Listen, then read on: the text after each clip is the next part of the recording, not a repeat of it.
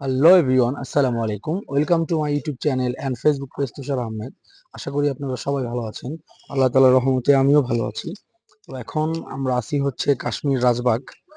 এটা হচ্ছে কাশ্মীর ডাল লেক থেকে হাফ কিলো বা 1 কিলোর মতো আগে।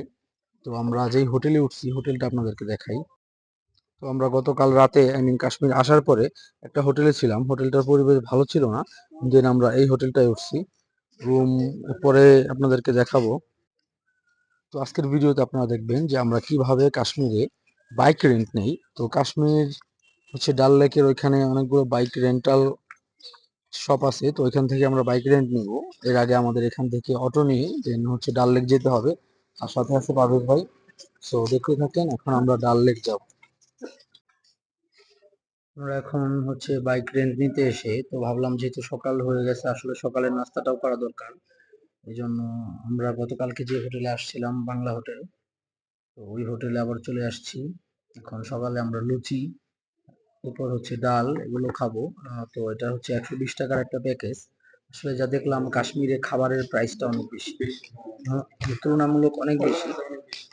হচ্ছে নর্মালি কলকাতায় 100 টাকা 120 টাকা একজনের দুপুরের খাওয়া, মানে একজনের দুপুরে খাওয়া হয়ে যায়।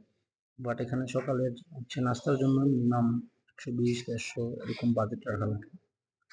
তো আসলে যেহেতু টুরিস্ট প্লেস, আর যেহেতু এখন হচ্ছে ফুললি সিজন চলতেছে, এই জন্য এখন প্রাইসটা অনেকটাই বেশি। এই হচ্ছে আমাদের সকালবেলার লুচি। পারভেজ ভাই ভাবিকে লুচি পরোটা দেখাচ্ছে।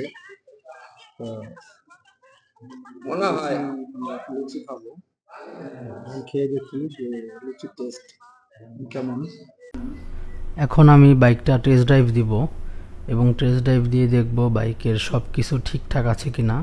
এর কারণ এটা দেখাটা আসলে খুবই জরুরি এবং বাইকের একটা ভিডিও করে রাখা ভালো, যাতে উনি পরবর্তীতে হচ্ছে বলতে না পারে যে এই সমস্যা হয়েছে ওই সমস্যা হয়েছে।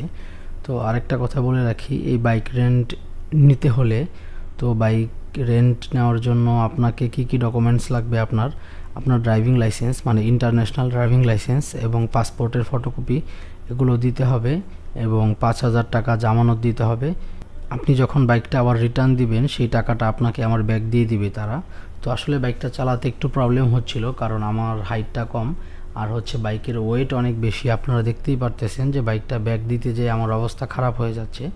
বাট বাইক অনেক স্মুথ, অনেক ইজি, বাইকটা চালানো খুবই আরামদায়ক।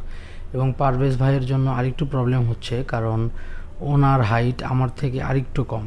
বাট বাইকটা অনেক স্মুথ এবং বাইকটা চালায়া অনেক মজা পাচ্ছি। তো এই বাইক দিয়েই আমরা ফুল কাশ্মীর ট্যুর দেব। তো ভিউয়ার্স, ফাইনালি আমরা হচ্ছে বাইক রেন্ট নিতে চলে আসছি। আর এই যে এখানে যে ভাইটাকে পেয়ে যাবেন, ভাইটা মুসলিম। তো উনি হচ্ছে বাইক রেন্ট দেয়। এখানে অনেকগুলা স্কুটার, ফুল ফ্রেশ কন্ডিশনের একটা হিমালয়ান আছে। তো এই হিমালয়ানটা আমরা রেন্ট নিচ্ছি। তো এটা হচ্ছে পার ডে 1500 রুপি করে ভাড়া পড়বে আমাদের।